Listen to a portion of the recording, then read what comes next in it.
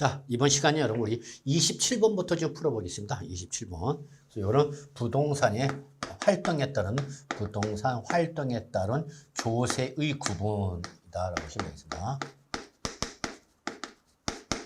즉 부동산 활동은 뭐를 말하냐? 부동산을 뭐하거나 취득하거나 그 다음에 부동산을 보유하거나 그 다음에 부동산을 처분하는 단계에서 부과되는 세금이 뭐가 있느냐? 요거 뭐 확인해 보시면 되겠습니다. 그냥 가볍게 별표 하나 정도만 표시하면 되겠네요.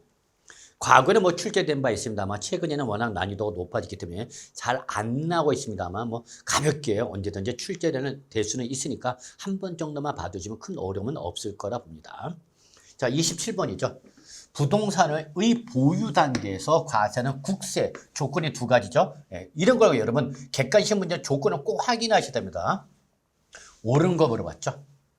그러면 1번 취득세는 글자로 보유 단계가 아니라 취득 단계죠, 여러분. 그러니까 답이 될 수가 없죠, 여러분. 그죠? 취득 단계에서 부과되는 거죠.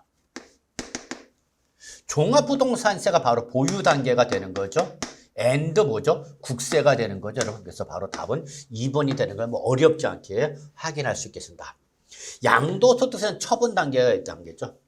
자, 농어촌 특별세가 문제죠, 여러분. 농어촌 특별세는 우리 얘는 취득할 때도 발생하고, 여러분, 보유할 때도 발생하고, 처분할 때도 발생한다라는 것이 특징이 되겠습니다, 여러분. 그래서 농어촌 특별세, 부가가치세, 인지세 이런 것은 취득, 보유, 처분 모든 단계에서 발생하는 특징을 갖고 있다는 걸 기억해 두셔야 됩니다. 자, 재산세는 보유 단계에서 부과되는 뭐죠? 여러분, 얘는 지방세죠. 여러분, 지방세가 되기 때문에 바로 요 문제 이 조건을 충족을 못했기 때문에 답이 안 되는 거죠, 여러분. 이렇게 봐두시면 되는 거죠. 별 어려움이 없죠, 여러분. 자, 28번은 역시 이번엔 부동산을 양도할 때 납부하는 조세로서 틀린 거 물어봤죠, 여러분. 부동산을 양도할 때에 부과되는 것이 양도자가 개인이면 뭐가 부과되는 거예요, 여러분? 소득세가 부과되죠. 법인이면 뭐가 부과되는지 여러분? 법인세가 부과되는 거죠, 여러분. 다만 그 양도 행위가 사업행위인 거냐 사업행위가 아닌 거냐에 따라서 부동산의 매매업자라든지 이런 주택신축 판매업자들은 사업행위로 인해서 양도했다. 그럼 이때는 종합소득세로 가는 거다라는 거 잊지 마세요, 여러분. 종합소득세인 사업소득으로 분류가 된다라는 거 체킹해 두시고요. 근데 이러한 부동산 매매업자나 주택신축 판매업자가 아닌 사업행위가 아니다. 이럴 때는 어디로 가는 거죠, 여러분? 이때는 양도소득세로 가는 거다라는 거 기억해 주시기 바랍니다. 자, 그래서 이때에 바로 요거죠. 그 다음에 우리 모든 단계에서 부과된 게 뭐죠, 여러분? 농부인입니다라고 했죠. 농어촌 특별세, 부가지세, 인지세는 모든 단계니까 역시 양도할 때 발생할 수 있는 거죠. 아닌 거 물어본 거죠, 여러분. 그러면 종합소득세는 부과될 수 있나요? 네, 부과될 수 있죠. 양도자가 바로 부동산 매매업자나 주택신축 판매업자에서 사업행위일 때는 종합소득세로 가셔야 되는 겁니다. 꼭 체크해 두시기 바랍니다. 네, 부가가치세는 여러분 역시 우리 처분 단계에서 부과가 됩니다. 그래서 사업자가 공급하는 건물의 공급 등일 때는 기본적으로 부가가치세를 매수자로부터 10% 징수를 하게 됩니다. 지방소득세죠, 여러분. 지방소득세는 여러분, 우리 역시 보유 단계에서 뭐가 발생하죠, 여러분? 소득세. 그러면 여러분, 우리 지방소득세 쫓아오죠, 여러분. 그 다음에 또 양도를 하게 되면 양도소득에 대해서 또 지방소득세 쫓아나오기 때문에 당연히 지방소득세는 얘는 취득 단계에서는 발생하지 않지만 보유와 처분 단계에서는 발생하는 것이 특징이죠. 그래서 지방소득세도 발생한다. 근데 4번 종합부동산세는 우리 양도가 아니라 보유 단계가 되는 거죠. 그러니까 답이 되는 거죠. 그래서 양도할 때 부과되는 조세가 아닌 것은 종합부동산세고, 종합부동산세는 무슨 단계? 보유 단계에서 부과되는 거죠, 여러분. 그렇기 때문에 답이 되는 거죠. 5번 양도소득세 보시기 바랍니다. 그래서 여러분 특히 어떨 때 종합소득세고 어떨 때 양도소득세인지 구분하셔야 됩니다. 어떻게? 사업행위냐 아니에 따라서 아시겠죠, 여러분? 그래서 요때 종합소득세인 사업소득으로 과세가 되는 대표적인 것이 바로 뭐예요, 여러분? 부동산 매매업자. 부동산 매매업자입니다. 또는 주택신축 판매업자. 이런 사람들이 바로 매매를 업을 하는 사람들이죠. 주택신축 판매업자. 이런 자들을 말한다. 그러면 부동산 임대업자죠. 매매업자가 아니라 임대업자가 임대용 부동산을 양도했다. 임대용 부동산을 양도했다. 그럼 얘는 매매가 업이야, 임대가 업이야. 얘는 임대가 업인 거죠, 여러분. 그렇기 때문에 이때 그 임대업체 임대용 부동산의 일시적 우발적 양도는 여러분 어디로 가는 거죠? 이거는 양도소득세로 가는 거죠, 여러분. 아시겠죠? 이런 거 구분하실 수 있어야 됩니다, 여러분. 네, 그래서 공인중개사가 되셔서 이런 거 구분 못하면 큰일 나는 거죠. 여러분은 다 아실 거라 믿습니다. 자, 29번. 얘는 특징이 뭐죠? 얘는 취득, 보유, 처분 모든 단계에서 부과되는 걸 물어보겠다는 거죠. 그럼 바로 농부인. 농부에 또 올리시 바랍니다. 그래서 답은 1번이 되는 거죠. 그래서 농어촌 특별세, 부가가치세, 또 인지세. 인지세도 여러분 모든 단계입니다, 여러분. 보유 단계에서 발생 안 한다는데 보유 단계에서도 발생합니다, 여러분. 그래서 인지세는 역시 취득, 보유, 처분 모든 단계에서 발생하는 걸로 분류해 두셔야 됩니다. 취득세는 글자대로 취득 단계고, 재산세는 보유 단계고, 종합부동산세 보유 단계고, 양도세는 양도 단계에서만 발생하는 거죠. 그래서 취득, 보유, 처분 모든 단계에서 발생하는 것은 부인농 기억해 두시기 바랍니다. 아시겠죠? 자, 30번. 다음 중 부동산의 취득과 보유 시에만이죠, 여러분. 별표 2개 쳐졌네요. 취득 and 보유죠. 그러면 농부인은 모든 단계니까 조건 충족하지 못했죠. 오로지 취득과 보유에만 이랬으니까. 등록물에서는 취득 단계에서만 발생하는 거죠. 농특세는 처분 단계도 다 발생하지만 등록물에서는 취득 단계죠. 그래서 보유 단계에 발생 안 하죠. 지방소득세 특징, 지방소득세는 보유와 처분 단계에서 발생하는 거죠, 여러분. 자, 취득세는 취득 단계에서만 발생하는 거죠. 근데 지방교육세는 취득과 보유 단계에서 발생하고 처분 단계에서는 발생 안 하죠. 그래서 바로 답은 5번이죠. 그래서 지방교육세는 뭐죠? 부가세죠. 부가세. 그래서 바로 취득세 부가세로서 또는 등록면허세 부가세로서 취득 단계에서 발생하죠. 그 다음에 보유 단계에서는 재산세 부가세로서 지방교육세가 발생하는 거기 때문에 지방교육세는 취득과 보유 단계에서만 발생하지만 처분 단계에서는 발생하지 않는 거기 때문에 답은 5번이 되는 거 뭐 어렵지 않게 확인하실 거라 믿습니다, 여러분. 자, 나머지 뭐 31번이라든지 이런 문제 풀어보시고요. 32번 잠깐 한번 본다면 이거는 과거의 기출문제입니다. 아마 지금은 나오기가 조금 그럽니다만 어쨌거나 납세 의무 편의 제도인 분납이 인정되는 거가 아닌 거 물어봤죠. 그래서 여러분 우리 분납이 인정되는 조사가 아닌 건 자, 우리 소방분 지역 자원시설세 인정됩니다. 그 다음에 종합부동산세도 인정되죠. 재산세도 인정이 됩니다, 여러분. 그 다음에 취득세는 분납이 인정이 되지 않죠. 그러나 양도소득세도 인정이 되죠, 여러분. 그래서 양도소득은 1,000만 원 초과해야 되는 거죠. 1,000만 원 초과. 그 다음에 소방분 지역 자원시설세 종합부동산 재산세는 250만 원 초과가 되는 거죠. 250만 원 초과.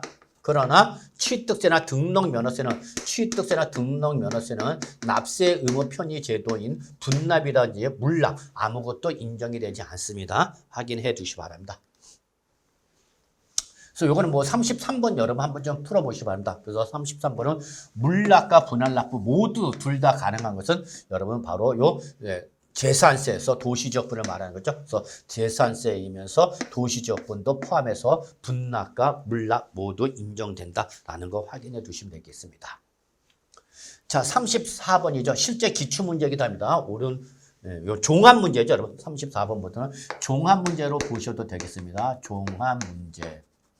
종합문제는 특징이 어떤 특정 개별 세목을 물어보는 것이 아니라 이것저것 동시에 다 물어본다라고 보시면 되겠습니다, 여러분. 또 종합문제도 여러분 시험에 자주 출제되기도 합니다, 여러분. 난이도를 높이기 위해서. 자, 그래서 이거는 법정 신고 기한 또는 납부 기한을 물어봤죠. 옳은 거 물어봤네요. 자, 이거는 별표 3개짜리인데 여러분 꼭 기억해 주셔야 할 내용이 되겠습니다. 자, 기업 상속을 제외한 무상취득이죠. 상속을 제외한 무상취득 또는 증여자의 채무를 인수하는 부담부 증여자 여러분. 이때 취득세 법정 신고기나 물어봤죠, 여러분. 그럼 이때는 취득일로부터 60일이다. 맞아서 틀렸어, 여러분. 틀렸죠. 상속을 제외한 무상 뭐 생각하시면 되죠, 여러분? 증여죠. 그러니까 단순 증여나 부담부 증여일 때는 여러분 이게 바로 이번 2024년부터 개정된 거죠. 그래서 바로 이거는 증여에 의한 취득일, 증여에 의한 취득일, 계약일이죠. 그래서 속한 달의 말일로부터 몇 월 이내가 되는 거죠? 3개월 이내가 되는 거죠. 3개월 이내가 되는 거다. 그래서 이거는 뭐와 똑같다 그러면 증여세 신고 기한과 똑같다라는 걸 확인할 수 있겠습니다. 그래서 취득요토 60일, 이거는 원칙이죠. 이거는 취득세 원칙적 신고 기한이 되는 거고, 이거는 예외가 되는 거기 때문에 바로 34번은 일단은 틀렸다라는 거 확인해 두시고요. 자, 니은 주택분 재산세로 주택분 재산세 여러분 해당 연도 부가세액이 20만 원 이하일 때 이때는 재산세 납기를 7월 16일부터 7월 말일까지로 해서 한꺼번에 부가징수할 수 있다. 자, 주택분 재산세 납기는 언제죠, 여러분? 그쵸? 2분의 1은 언제, 여러분? 7월 말. 나머지 2분의 1은 9월 말. 이렇게 두 번은 나눠서 되는 거죠. 근데 이때 주택분 재산세가 얼마 이하면 20만 원 이하였던 이렇게 7월 달과 9월 달 두 번은 나누지 않고 그냥 7월 달에 한꺼번에 일시에 부가 징수할 수 있는 거죠. 그래서 니은은 옳은 말. 그죠, 여러분? 기억은 틀린 말. 자, 디귿. 납세 의무자가 신고 납부 방식을 택하는 경우 종합부동산세죠. 자, 종합부동산은 원칙의 정부 부가 과세죠. 근데 납세 의무자가 뭐하면 선택하면 뭐 할 수 있어요? 여러분 신고 납부 쓰는 거죠. 근데 종합부동산세는 정부 부가 과세나 신고 납부를 하나 법정 신고 기한은 언제예요, 여러분? 12월 1일부터 12월 15일까지가 되는 거죠. 그래서 해당 연도 12월 30일다 틀린 말이죠. 그래서 정부 부가 과세나 신고 납부나 정부 부가 과세를 하나 뭐 하나 신고 납부를 하나 기한은 변함이 있다 없다? 없다라는 걸 꼭 기억해 두시기 바랍니다. 아시겠죠, 여러분? 그래서 디귿은 틀린 말이 되는 거죠. 리을. 자, 부담부 증여죠, 여러분. 부담부 증여의 채무액에 해당하는 부분에서 양도로 보는 경우의 양도소득세 예정신고 납부게 나죠. 자, 부담부 증여가 나면 여러분 항상 특징이 뭐죠, 여러분? 바로 채무인수액과, 그죠, 여러분? 채무인수액과 나머지 부분으로 구분하는 거죠. 이게 부담부 증여의 가장 중요한 특징이죠. 그럼 이때 부담부 증여할 때 양도소득세는 요 채무인수액은 뭐로 보죠, 여러분? 양도로 보는 거죠. 그래서 요거는 양도소득세 예정신고를 해야 되겠죠. 양도소득세로 내야 되는 거고. 요거는 뭘로 내는 거냐면 나머지는 증여세로 내야 되는 거죠, 여러분. 근데 이때 요 증여세는 납부기는 언제죠, 여러분? 증여받은 날이 속한 달에 속한 달입니다. 속한 달의 말이죠. 로부터 몇 월 이내냐면 3월 이내가 됩니다, 여러분. 3개월 이내. 그럼 요 양도소득세도 요거와 맞춰서 같이 내면 되는 거죠, 여러분. 그래서 부담부 증여는 기본적으로 증여가 되기 때문에 증여세를 낼 때에 그 부담부 증여 특성상 양도소득세도 증여세에 맞춰서 바로 양도에 속한 달의 말부터 2개월 이내가 아니라 몇 월 이내, 여러분? 3개월 이내가 되는 거죠. 그래서 증여세에 맞춰준다. 그래서 결론, 리얼도 맞았다, 틀렸다? 틀렸다는 얘기죠. 그래서 지금 옳은 것은 뭐가 되는 거죠? 니은이 옳은 거죠. 그래서 답은 몇 번? 1번이 답이 되는 걸 뭐 어렵지 않게 확인할 수 있을 거라 봅니다. 아시겠죠, 여러분? 자, 그 다음에 여러분, 우리 35번, 36번, 37번은 여러분, 여러분 한번 종합문제로서 여러분 그냥 의미를 두고 여러분 한번 눈팅만 하셔도 큰 문제는 없지 않을까 생각합니다. 특히 35번은 이미 과거에 나왔던 기출문제인데 또다시 반복해서 출제될 가능성은 없고요. 36번도 여러분 한번 참고해보면 되겠고 37번도 기출문제가 됐습니다만 또다시 나오기는 좀 힘든 문제니까 여러분 한번 그냥 풀어만 보시기 바랐습니다. 여러분 아시겠죠? 자, 그래서 여러분 여기까지 해서 우리 조세 총론에 관련된 문제풀이를 마무리하겠습니다. 그래서 조세 총론은 우리가 계속해서 반복해서 출제되는 부분에서 물어보면 반드시 맞춰야 되는 것이고요. 이걸 벗어나서 여러분 우리 일회성 문제나 종합 문제가 나왔을 때 그 부분은 조금 어려움을 가질 수밖에 없기 때문에 여러분이 좀 효과적으로 조세 총론을 공부할 필요가 있다라는 것을 말씀드리겠습니다. 아시겠죠, 여러분? 자, 그래서 여기까지가 우리 조세 총론에 관련된 문제고요. 우리 이제 지금부터 지방세로 넘어가도록 하겠습니다. 지방세. 자, 지방세로 넘어올 때 가장 기본이 되고 핵심이 되는 게 바로 뭐죠, 여러분? 취득세가 되는 거죠, 여러분. 취득세. 그래서 우리 취득세 문제부터 좀 풀어보겠습니다. 그래서 지방세 근간이요, 기본이 되는 것이 바로 취득세가 되는 거죠.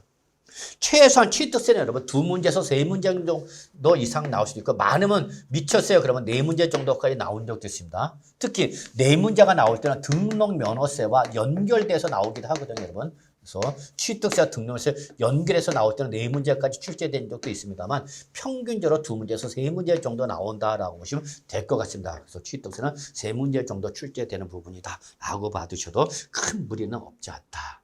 그래서 지금부터 우리 지방세에서 근간이 되고 기본이 되는 취득세 관련된 문제풀이 진행하도록 하겠습니다. 자, 일단 우리 대표 문제 한번 좀 풀어보죠. 네. 다음은 지방세법상 취득세 납세 문제죠. 네, 최근에도 계속 나오고 있는 부분이죠. 네, 우리 중요도 뭐 별표 2개로 표시가 됐습니다만 3개 표시해도 전혀 문제가 없습니다. 옳은 것은. 자, 취득세는 부동산, 차량, 기계장비, 항공기, 선박, 임목, 광업권, 어업권, 양식업권이죠. 그 다음에 골프회원권, 콘도미니엄 회원권, 종합체육시설 이용회원권, 승마회원권, 그 다음에 뭐 여러분 요트회원권을 취득한 자. 그래서 여러분 여기 부동산부터 여기까지 묶으시고요. 여기 바로 취득세 과세 대상이죠. 취득세 과세 대상이다. 그래서 이렇게 취득세는 지방세법에 이러한 재산을 취득했을 때는 취득세를 과세한다라고 명문화되는 거죠. 그래서 이 취득한 자가 납세 문제가 되는 거죠. 그래서 여러분 부동산, 토지, 건물을 말한다 보시면 되겠죠. 그 다음에 여러분 차량, 기계장비, 항공기, 선박, 임목. 그죠 여러분? 이게 뭐죠 여러분? 부동산이죠 여러분. 그래서 준부동산 중에서 차량, 기계장비, 항공기, 선박, 임목 다 공시제도 또는 등록제도를 공시제도를 갖고 있는 거죠. 등기 등록제도를 갖고 있다. 그 다음에 법률상 권리죠. 광어양 기억해 주셔야 됩니다, 여러분. 그래서 법률상 권리 중에서 취득세 과세 대상에 대해서는 딱 요 3가지 뭐밖에 없다, 여러분. 광어양밖에 없다는 거 잊지 마시기 바랍니다. 이거에 제외한 법률상 권리는 취득세 과세 대상이다, 아니다는 거 잊지 마시기 바랍니다, 여러분. 예를 들어서 우리 특허권도 무체재산권이 나왔다. 얘들은 취득세 과세 대상이 될 수 있다, 없다? 없다. 왜? 광어양이 아니니까. 아시겠죠, 여러분? 그 다음에 여러분 우리 부동산에 관한 권리도 취득세 과세 대상이 아닙니다. 부동산에 관한 권리도 취득세 과세 대상이 아니다. 잊지 마세요. 이래서 우리 조합원 입주권 또 주택 분양권 이런 거 취득세 과세 대상이다, 아니다? 아니죠. 또 지상권, 전세권 이런 것도 과세 대상이 아니죠. 다음 주의할 거는 조합원 입주권이나 주택 분양권을 취득세 과세 대상은 합니다. 취득세 과세는 하지 않지만 주택수를 계산할 때는 주택수에 어떻게 한다, 여러분? 포함한다라는 거 체킹해 두셔야 되겠죠, 여러분? 아주 중요한 내용이니까 꼭 기억해 두셔야 됩니다. 자, 2번 부동산의 취득은 관계법령에 따른 등기 등록을 하지 아니한 경우에는 사실상 취득한 경우에도 취득한 거로 보지 아니한다. 맞아, 틀려, 여러분? 여기서 틀렸죠. 취득세는 실질과세 원칙을 취하기 때문에 실질과세 원칙을 취하고 있는 거죠. 그래서 뭐를 하지 않았어도 등기 등록 등을 하지 않았다 하더라도 사실상 뭐 했으면 취득했으면 우리는 취득한 거를 본다, 안 본다? 취득한 거를 보는 거죠, 여러분. 본다. 그렇기 때문에 2번이 끝말이 틀린 거죠. 그래서 바로 2번은 틀린 말. 그러면 1번이 옳은 말이죠, 여러분. 그래서 1번이 정답이 되겠네, 여러분. 그죠, 여러분? 자, 3번. 차량이나 기계장비나 항공기를 주문을 받아 건져 선박. 자, 요 4가지죠. 차량, 기계장비, 항공기, 그리고 주문을 받아 건져는 선박. 요 준부동산 4가지죠. 얘들은 반드시 취득 형태를 확인하셔서 원시 취득일 때는 취득으로 보지 않고요. 뭐일 때 안에서 여러분? 승계 취득일 때 안에서만 취득으로 보는 거다라는 걸 여러분이 기억해 두셔야 됩니다, 여러분. 아시겠죠? 그래서 바로 3번도 특히 차량, 기계장비, 항공기 주문을 받아 건져 선박은 취득 형태 확인하시기 바랍니다. 그래서 원시 취득은 취득으로 보고 안 보는 거고 모일 때만 승계 취득, 즉 실수요자한테 판매가 되기 시작할 때부터 취득세 과세라는 거다라는 걸 좀 주의해 주시기 바랍니다. 자, 4번.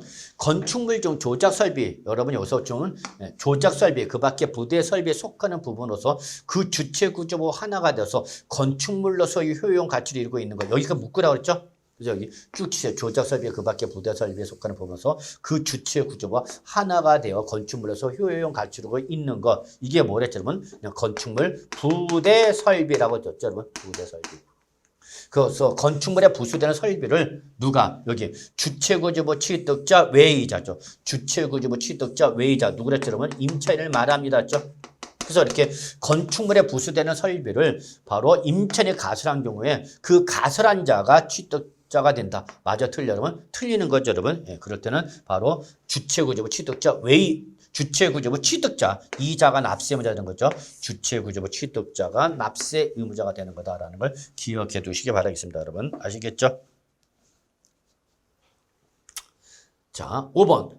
토지 이 지목을 사실상 변경하면서 그 가액이 뭐였다? 증가한 거죠.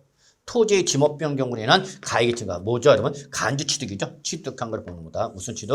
간주 취득이 되는 거죠. 간주 취득. 이 경우 도시개발법에 따른 도시개발사로서 환지 방식에 해당한, 즉 도시개발법상 환지 방식에 따른 도시개발 사업이라든지 이런 것으로 인해서 토지 이 지목이 사실상 변경됐다. 그때는 그 환지 계획에 따라서 공급되는 환지는 사업 시행자가 취득한 걸 보는 거고, 채빈이나 보류지는 조합원이 각각 취득한 걸 본다. 맞았냐 틀렸냐? 틀렸죠. 뭐가 틀렸죠? 사업 시행자와 그다음에 조합원이 바뀌었죠, 여러분. 예, 그래서 바로 환지는 돌려주는 거죠. 새로운 토지를 종전 토지세제 주는 거니까 이거는 사업 시행자가 아니라 누가? 조합원이 취득한 걸로 봐야 되는 거죠. 종전 토지세제가. 그런데 채비지나 보류주 같은 경우는 이거는 누가 여러분? 조합, 즉 사업 시행자가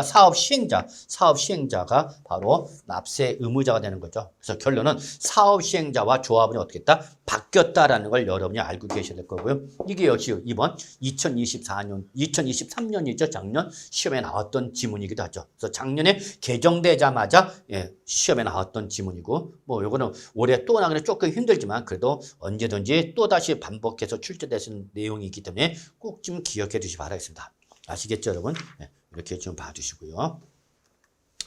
자, 이제 우리 문제 1번 풀어보겠습니다. 문제 1번 풀어보겠습니다. 자, 1번 취득세에 관한 설명 중 옳지 않은 거 물어봤죠, 여러분? 왜?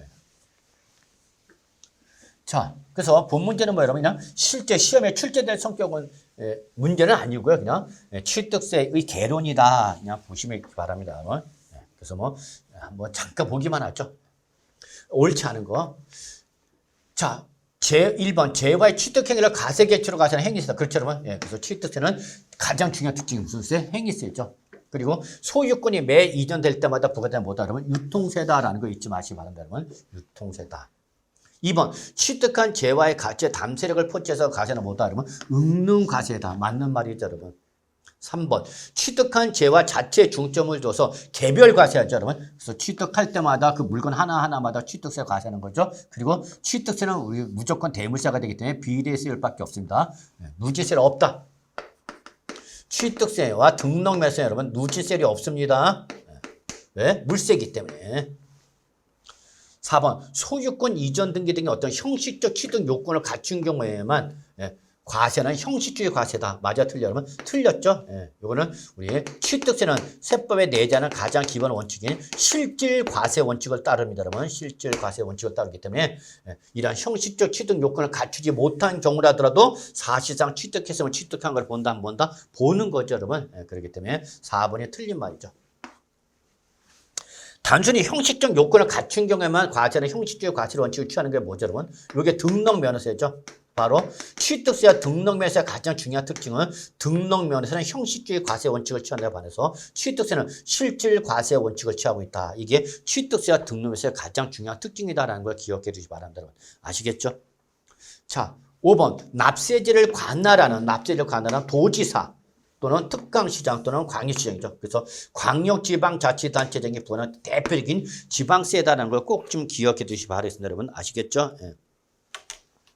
물론 모든 지방세 누가 나오죠, 여러분? 특별자치시장, 특별자치도지사가 온다는 거 잊으시면 안 되는 거죠. 모든 지방세의 과세권자로서 바로 온다. 5번 기억해 주셔야 합니다.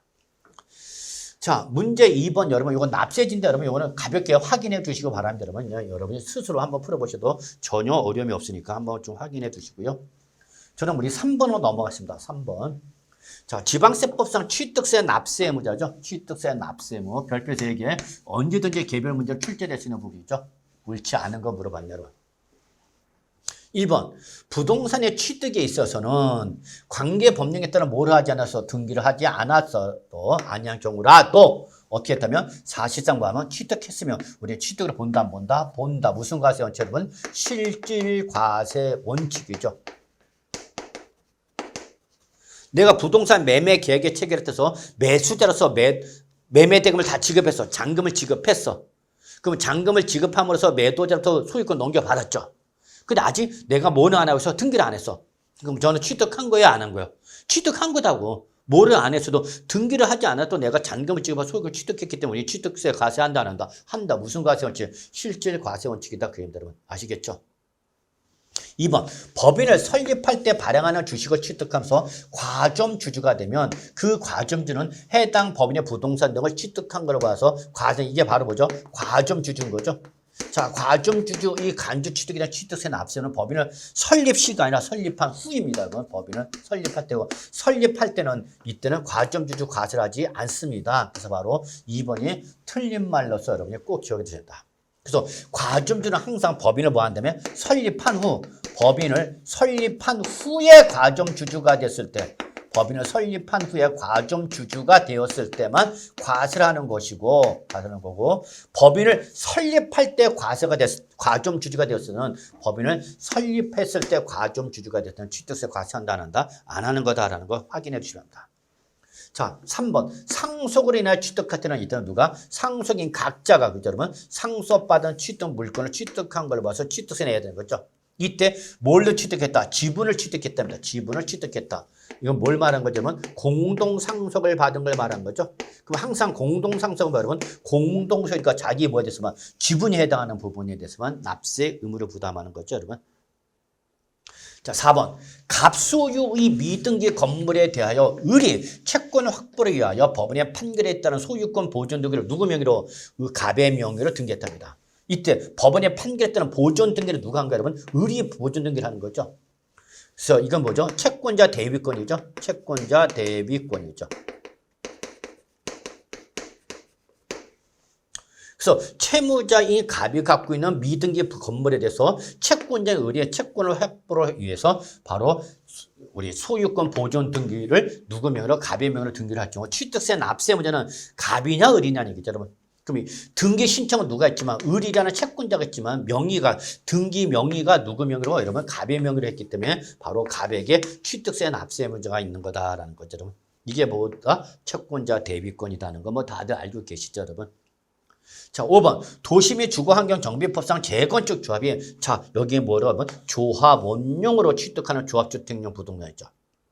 그럼 이때에 이 조합 원용으로 취득하는 조합주택용 부동산, 즉, 이 조합주택용 부동산의 명의자는, 명의자 누구죠? 조합이죠. 명의자는 조합이지만, 이게 조합원에게 돌려줘야 되는 거니까 이거는 비록 조합이 취득하는 경우라도 누가 취득한 걸 봐라? 조합원이 취득한 걸 봐라. 그 얘기죠, 여러분. 아시겠죠, 여러분? 다만 조합원에게 귀속되지 아니하는 부동산. 자, 조합원에게 귀속되지 아니하는 부동산 뭐죠, 여러분? 이게 바로 비조합원용이죠. 비조합원용 부동산을 말하는 거죠. 그럼 비조합원용은 글자로 조합에게 귀속이 되는 거기 때문에 조합이 취득한 걸 보는 거기 때문에 조합원이 취득한 걸 보는 경우에 포함하라, 제외하라, 제외하라 그 얘기가 되겠습니다. 여러분. 아시겠죠? 그래서 문제 3번은 답이 몇 번 여러분? 뭐 2번이 되는 걸 어렵지 않게 확인할 수 있을 거라 봅니다. 여러분. 자, 문제 4번 문제 좀 더 풀어보죠. 자, 다음은 지방세 법령상 취득세 납세에 관한 설명이다. 틀린 거 물어봤죠, 여러분? 별표 3개짜리죠, 여러분? 꼭 좀 잘 정리해 주시기 바랍니다. 취득세 납세물 별표 3개. 틀린 거.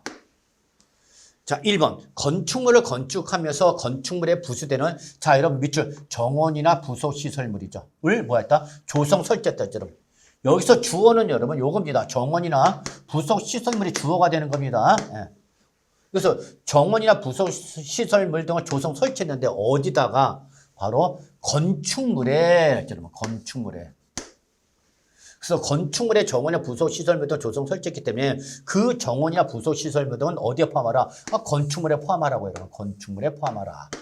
그래서 그때 그 건축물을 취득하는 자, 건축물을 취득하는 자가 바로 요 정원이나 부속시설물에 대한 뭐가 되는 거냐면 취득세 납세 의무자 되는 거죠.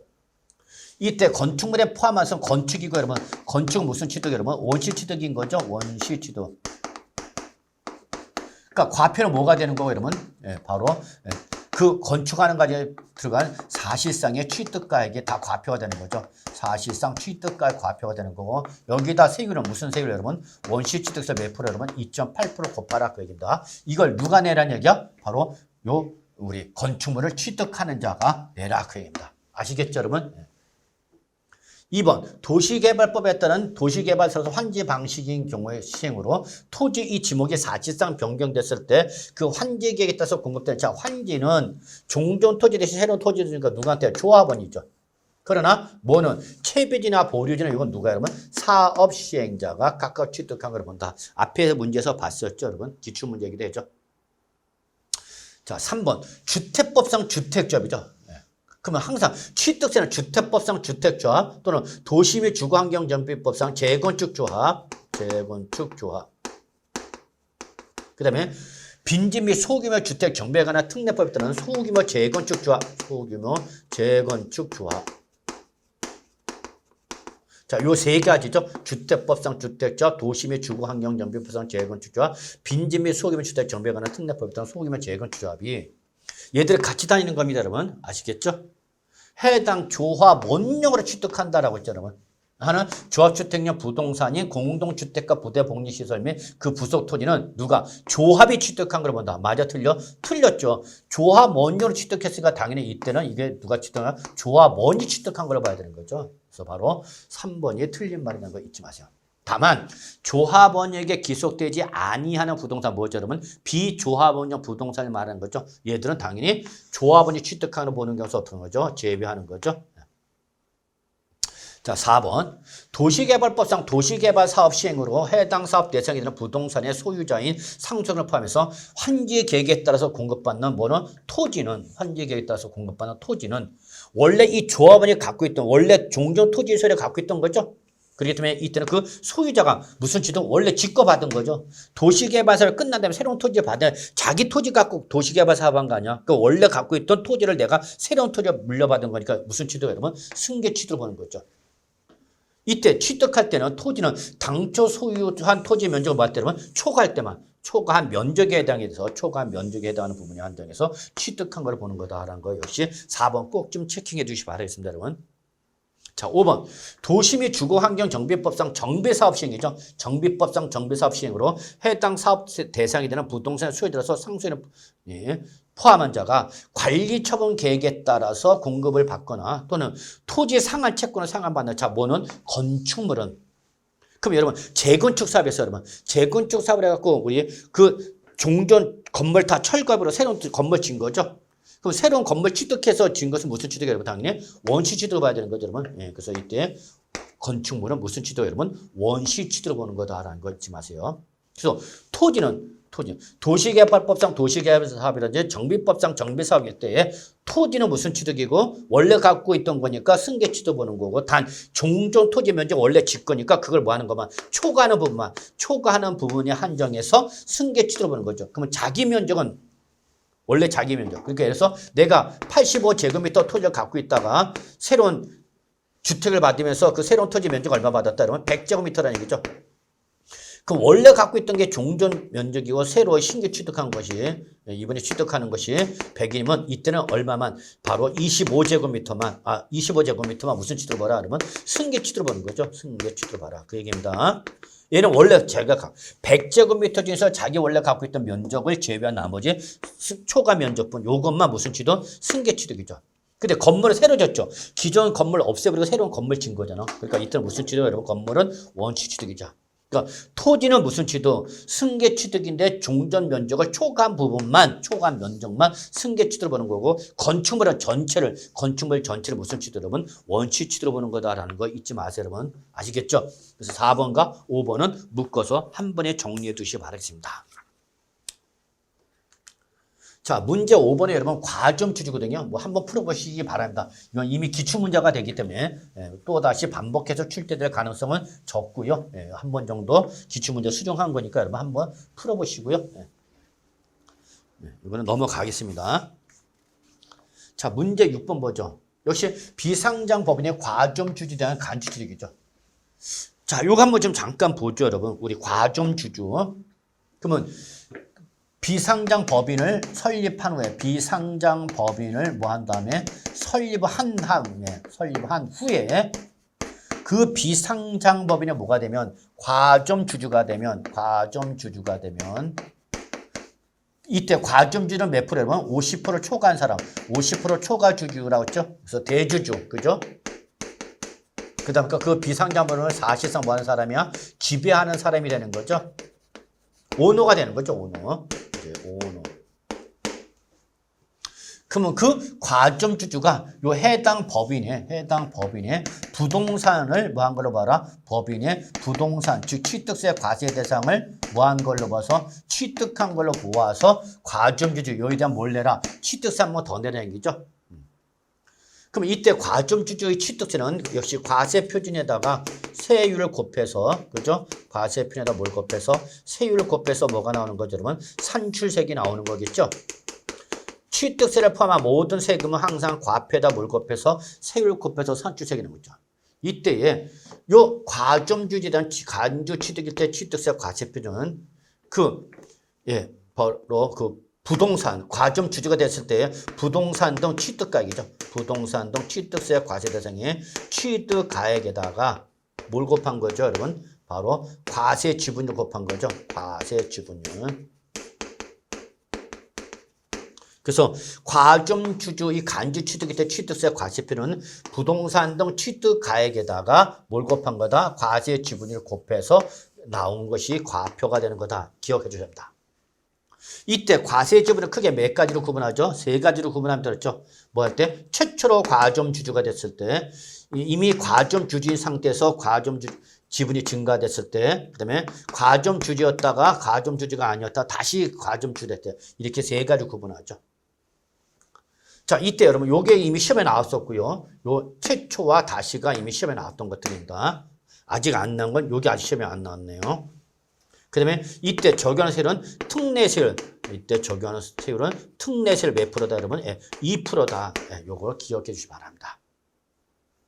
자, 이때 바로 비상장 법인의 과점주주에 대한 취득세 과세가 되는 것을 옳은 걸 물어봤죠. 그러면 옳은 거. 자, 법인을 뭐 했대? 설립했을 때 55% 주식을 취득했답니다. 그럼 55%는 과점주주가 맞은 거죠? 그렇지만 법인을 설립했을 때가 과세한다 안 한다? 안 하는 거죠. 자, 법인 설립 시 30% 주주죠, 여러분. 주식이죠. 그럼 30%니까 과점 주주 아니야? 아니죠. 자, 그 후에 20% 주식을 추가 취득했죠, 여러분. 그래서 몇 프로가 된 거죠, 여러분? 50% 된 거죠. 50% 초과를 했어, 못했어? 못했죠, 50%가. 그래서 과점 주주 아니죠. 그래서 2번도 납세 의무가 없죠. 법인 설립 시 40%죠, 여러분. 40% 주식을 취득한 주주가. 그 후 15% 주식을 추가 취득했죠. 그럼 몇 프로가 된 거죠, 여러분? 55%가 된 거죠? 그럼 이때는 뭐야? 과점 주주가 된 거죠. 그래서 최초로 과점 주주가 된 거죠. 최초로 과점 주주가 됐으니까 이때는 최초로 과점 주주가 된 지분 전체 몇 프로? 55%. 바로 3번은 55%가 다 취득세 과세되는 지분이 되는 거죠. 아시겠죠? 자, 4번. 법인 설립 후에 55% 이제 과점 주주인 거죠. 취득한 과점 주주가 그 5% 주식을 추가 취득했답니다. 그럼 몇 프로 된 거죠, 여러분? 60%가 된 거죠. 그럼 이미 과점 주주인 상태에서 지분이 증가되면 그 증가분인데 단 그 전에 이전에 최고 지분을 뭐 했어야 돼요? 초과했어야 되는 거죠. 그럼 이전에 최고 지분을 몇 프로 했기 때문에 65%까지 이미 취득세 냈었다는 얘기라면 그럼 아직 이거 초과해서 했어 못해서 못했죠? 그렇기 때문에 이때는 취득세 납세무가 있다 없다? 없다라는 거죠. 이게 바로 이미 과점 주주가 됐을 때 증가한 지분이지만 과거의 최고 지분율을 초과해야 된다는 거 잊지 마시기 바랍니다. 5번 법인을 설립한 후에 60% 주식을 갖고 있는 이미 과점 주주인 거죠.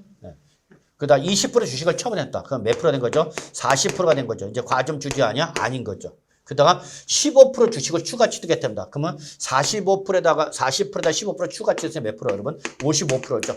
그럼 다시 뭐가 된 거죠? 과점 주주가 됐죠. 그러면 과세가 된 지분은 그 전 과점 주주 있을 때 최고 지분이 몇 프로 여러분? 60% 초과를 했어 못했어? 못했죠. 그렇기 때문에 이때는 역시 취득세 납세무가 있다 없다? 없다라는 거죠, 여러분. 그래서 결론은 우리 6번에서 답이 되는 건 몇 번 여러분? 2번이 되는 걸 뭐 어렵지 않게 확인할 수 있을 거라 봅니다. 아시겠죠? 네. 그래서 6번 한번요 확인만 하고 넘어가시 바랍니다. 자, 7번. 지방세법상 취득세 납세 의무자 등에 관한 내용에서 틀린 거 물어봤죠, 여러분? 틀린 거. 1번. 예, 관계 법령에 따른 택지 공사가 준공된 토지에 정원이나 부속 시설 등 조성 설치했다. 자, 여기 또 나왔네. 정원이나 부속 시설 등을 조성 설치했죠. 어디다 조성 설치했다고 했어요, 여러분? 바로 요 토지에 조성 설치했죠. 토지. 그러면 그 정원이나 부속은 어디에 여러분? 건축물을 취득하는 자 아니죠, 여러분? 건축물을 취득한 자가 아니라 누가 되는 거예요, 여러분? 토지 소유자가 되는 거죠. 토지 소유자가 바로 취득한 걸 보는 거죠. 무슨 취득, 여러분? 간주 취득이죠. 간주 취득이 되겠죠. 그래서 문제 7번은 바로 답이 몇 번, 여러분? 1번이 되는 걸 어렵지 않게 확인할 수 있겠습니다. 그래서 다시 한번 말하지만 뭐가 나면 정원이나 부속 시설물이 조성 설치가 됐다라고 나면 이게 어디다 조성 설치된 거냐 근데 여기는 지금 어디고 토지. 그럼 일단 토지 소유자가 바로 토지 소유자가 간주 취득한 거라서 토지 이 지목변경을 보기 때문에 토지 소유자가 취득세는 앞세우는 거죠. 근데 이게 토지가 아니라 어디에 건축물에 이렇게 된 거죠. 건축물에 조성 설치했다. 그럼 이때는 건축물 취득자가 취득세는 앞세무자가 되는 거다라는 걸 여러분이 꼭 알고 계시고요. 제가 해설에 여러분 53쪽 해설 잘 정리해놨으니까 한번 확인해 두시기 바라겠습니다. 자, 2번. 건축물을 건축하면서 건축물의 부수가 되는 정원이나 부속 시설물 등을 조성 설치. 자, 바로 1번과 2번 묶으셔야 되겠죠, 여러분? 1번과 2번. 그래서 1번과 2번은 하나같이 정원이나 부속 시설물을 조성 설치한 거죠. 그렇죠? 예. 근데 1번은 어디야? 토지에고, 요 2번은 어디에? 건축물에 이거죠, 여러분. 그럼 그때는 그 정원이나 부속 시설물을 어디에 포함하라? 건축물에 포함해야 되는 거죠. 그래서 건축물을 보는 자가 원시 취득한 걸로 봐서 취득세 내야 된다. 그 얘기죠, 여러분. 아시겠죠? 그래서 1번과 2번 꼭 정리해 주시고요. 자, 3번. 외국인이 소유하고 있는 선박을 직접 사용할 목적으로 소유권을 이전받는, 여기에 여러 밑줄 치시고요. 2번 뭐 중요한 내용은 아니지만 어쨌거나 2024년도 개정된 사항이니까요. 소유권을 이전으로 조건을 임차여 수입하는 경우, 이거는 바로 리스, 임차여 수입하는 경우 뭐 여러분 리스를 말하는 거죠. 근데 소유권을 이전받는 조건을 뭐로 말하는 거냐면 금융 리스를 말하는 겁니다. 즉 리스 기간이 끝난 다음에 누구한테 여러분 바로 임차인한테 소유권이 넘어가는 거죠. 그때 한해서만 수입하는 자가 이를 취득한 걸 보는 것이고, 금융 리스가 아니라 운용 리스일 때는 운용 리스는 바로 임대차 기간이 끝나면 반환해 주는 걸 말합니다. 이때는 취득한 걸 본다 안 본다? 안 보는 거죠, 여러분. 그래서 리스도 운용 리스 때는 취득으로 보질 않는 거고 금융 리스 때 안에서 취득으로 보는 것이다 라는 걸 봐두셔야 되겠죠. 자, 4번. 상속 재산에 대하여 등기 등에 의하여 각 상속인의 상속분이 확정이 돼서 등기 등록이 됐죠. 그래서 상속이 확정됐어. 상속분 확정돼서 상속 등기도 다 끝냈죠. 근데 그 후에 상속 재산에서 공동 상속인이 협의하여 재분할했답니다. 재분할. 그래서 다시 분할했답니다. 그러다 보니까 어떤 특정 상속인이 당초 상속분을 초과하여 취득하게 되는 경우 그 재산가액은 그 재분할에서 상속분이 감소한 상속으로부터 뭐 증여받아 취득한 걸 본다. 그래서 갑과 을과 병이 공동 상속을 받아서 3분의 1씩 3분의 1씩 3분의 1씩. 근데 야, 나는 아버지 이 재산에서 기호가 있는데 왜 나 반씩 나누는지 너 다 달라, 더 달라. 해갖고 얘가 방방 뜨는 거죠. 예. 그래서 그래, 너 2분의 1. 예. 그러면 엄마가 감소된 거를 요 사람한테 주는 거죠. 그래서 모, 자, 아들, 모, 자, 딸이죠. 그럼 이때 이미 요거에 대해서 이미 상속 등기 끝났는데 상속 등기 다 끝난 다음에 가만히 보니까 을 입장에서 억울하단 말이야. 자기는 아버지를 도와서 사업을 일으켰는데 나 더 주셔. 그랬더니 엄마가 인정. 그래갖고 엄마가 갖고 있던 몫을 누구한테 아들한테 더 주는 거죠, 여러분. 그러면 갑은 지분이 어떻게 했어요, 여러분? 감소가 되고 을은 지분이 증가된 거죠. 그러면 이때에 요 상속 등기 후에 재분할에 따라서 지분이 변동이 되면 감소된 자가 증가된 자에게 뭐 한 거를 봐서 증여한 거를 봐서 증여한 거를 보겠다. 그죠. 그래서 뭘 때리겠다. 증여세는 물론 모두 여러분, 증여세는 물론 모두 취득세도 한 번 더 때리겠다. 그 얘기입니다, 여러분. 아시겠죠? 다만 이것이 바로 우리 취득세 신고 기한 내에 이루어졌거나 이게 법률 등에 따른 경우일 때는 그러하지 아니한다. 예외가 있다는 거 그냥 참고로 봐두시면 되겠고요. 자, 5번. 신탁법에 따라서 신탁재산 위탁자의 지위의 이전이 있는 경우죠. 그래서 자, 위탁자가 수탁자한테 명의였죠. 위탁자가 수탁자한테 명의를 받겠죠. 위탁자가. 근데 그 위탁자가 명의자가 이제 수탁자로 됐는데 이걸 사실상 누구한테 새로운 아들한테 이거 뭐한가 그러면 증여를 하는 거죠. 그래서 야 지금 수탁자 때 맡긴 자산 네가 받아 나중에 끝나면 일로 돌려줘 그런 거죠. 그럼 그때는 새로운 위탁자 요 자가 이 신탁자를 뭐한 거를 본다 취득한 거라서 취득세 내야 된다 그 얘기가 되겠습니다. 여러분 의미 정도만 이해하셔도 큰 무리는 없지 않을까 생각합니다. 자 그래서 여러분 오늘 강의는 여기까지 진행하는 걸로 하도록 하겠습니다.